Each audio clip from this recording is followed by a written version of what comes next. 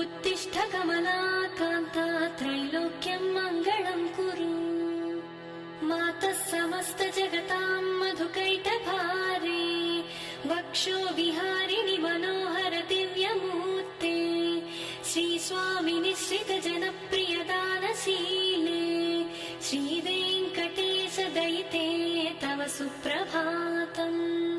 तव सुप्रभातमरविन्दलोचने भवतु प्रसन्नमुखचन्द्रमण्डले विधिशङ्करेन्द्रवनिताभिरर्चिते वृषशैलनाथदयिते दयानिधे।